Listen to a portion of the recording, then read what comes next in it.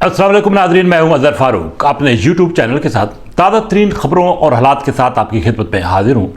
9 मई को होने वाले वाक़यात के बाद अब अमली तौर पर उन वाक़यात में मुलव्वस शरपसंदों के खिलाफ कार्रवाई के लिए इक़दाम शुरू कर दिए गए हैं। बताया गया है कि 5 फौजी अदालतें कायम की जा रही हैं। 3 फौजी अदालतें रावलपिंडी में और 2 लाहौर में कायम की जाएंगी, जबकि इस हवाले से ये वाज़ेह तौर पर कह दिया गया है कि इन तमाम मुकदमात को फौजी अदालतों में चलाया जाएगा और जो भी अनासिर इनमें मुलव्वस हैं उनके खिलाफ सख्त कार्रवाई की जाएगी। ये भी कहा गया है कि वो तस्वीर और वो वीडियोस जो कि सामने आई थी, जिनमें लोग ये अपना तोड़ फोड़ और हंगामाराई जलाओ घिराव करते नजर आए थे, उनकी मदद से गिरफ्तारियां तकरीबन मुकम्मल हो चुकी हैं और कुछ जो लोग बाकी हैं, शरपसंद बाकी हैं, उनकी गिरफ्तारी के लिए छापे मारे जा रहे हैं। आर्मी चीफ ने वाज़ेह तौर पर कह दिया है कि किसी भी बेगुनाह के खिलाफ कोई कार्रवाई नहीं की जाएगी, जबकि जो गुनाहगार है, मुलव्वस है, उसको किसी सूरत नहीं छोड़ा जाएगा। आर्मी चीफ की इस डायरेक्शन के बाद कानून नाफिज करने वाले इदारे और सिक्योरिटी हुकाम जो है वो मज़ीद एक्टिव हो गए हैं और उन्होंने अपना काम तेज़ कर दिया है। फौजी अदालतों में ये जब मुकदमा चलेगा तो इसके खिलाफ अपील हाई कोर्ट या सुप्रीम कोर्ट में नहीं हो सकेगी, बल्कि इसकी अपील का फोरम आर्मी चीफ होंगे। लेकिन एक बात तय है कि 9 मई के वाक़यात में मुलव्वस शरपसंदों को ना छोड़ने का फैसला कर लिया गया है। ना सिर्फ हुकूमत बल्कि पाक फौज भी इस हवाले से मुकम्मल तौर पर यकसू है और आर्मी चीफ मुतअद्दिद बार इस हवाले से अपना वाज़ेह अज़म का इज़हार जो है वो कर चुके हैं। तो एक तो मामला ये है और दूसरा जो इस वक्त अहम तरीन मामला है वो पाकिस्तान की अदलिया से मुतल्लिक है। उस हवाले से भी कुछ अहम फैसले सामने आए हैं। कुछ ऐसी ऑडियो लीक सामने आई थी जिनकी वजह से ये तासुर मिल रहा था कि शायद जजेस को मैनेज किया गया है या मैनेज किया जा रहा है और इसी बिना पर कुछ ऐसे फैसले लिए जा रहे हैं जिसकी वजह से ये तासुर मिल रहा था कि शायद किसी मखसूस जमात को कुछ फ़ायदा पहुँच रहा है। हुकूमत ने एक आला तरीन जुडिशल कमीशन तश्कील दे दिया है। सुप्रीम कोर्ट के सीनियर तरीन जज जस्टिस काजी फायज ईसा की सरबराही में ये 3 रुकनी जुडिशल कमीशन तश्कील दिया गया है, जिसमें इस्लामाबाद हाई कोर्ट की चीफ जस्टिस और बलूचिस्तान हाई कोर्ट के चीफ जस्टिस भी शामिल हैं। इस 3 रुकनी जुडिशल कमीशन को ये जिम्मेदारी सौंपी गई है कि सुप्रीम कोर्ट के जजेस या सुप्रीम कोर्ट के जजेस के रिश्तेदारों की जो भी ऑडियो सामने आई हैं मुख्तलिफ औकात में उनका तमाम जायज़ा लिया जाए, तफ्तीश कराई जाए, तहकीकात कराई जाए और ठोस रिपोर्ट जो है वो 30 दिन के अंदर अंदर पेश की जाए।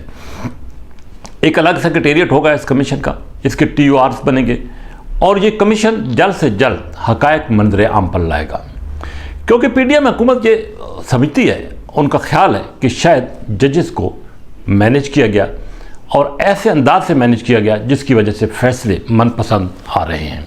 इसलिए इस कमीशन का क़याम ज़रूरी था और अगर कोई इसमें मुलव्वस होता है तो उस हवाले से ये जुडिशल कमीशन अपनी रिपोर्ट हुकूमत को पेश करेगा और हुकूमत उसके बाद कार्रवाई को मज़ीद आगे बढ़ाएगी।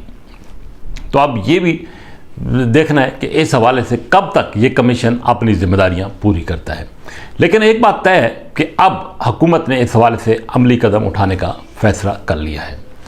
दूसरी तरफ पाकिस्तान तहरीक इंसाफ के चेयरमैन इमरान खान ने अपने ज़मान पार्क रहशगाह को मुकम्मल तौर पर सर्च के लिए इजाज़त दी है, लेकिन उन्होंने कुछ शराइत रखी थी। अगरचे उन शराइत पर अभी तक सूबाई हुकूमत अमल दरामद नहीं कर रही। उनका ये कहना था कि 3 रुकनी एक सर्च कमेटी आके उनके घर की रहशगाह की सर्च जो है उसको कर ले और जो भी हकायक है वो उसके सामने आ जाएंगे, लेकिन अभी तक फ़िलहाल वहाँ पे वो मुहिमा बना हुआ है। लेकिन दूसरी तरफ PTI से लोग PTI को छोड़ना शुरू हो गए हैं और ये वजह बता रहे हैं कि 9 मई के जो वाक़यात हैं उनकी बिना पर वो PTI को छोड़ रहे हैं।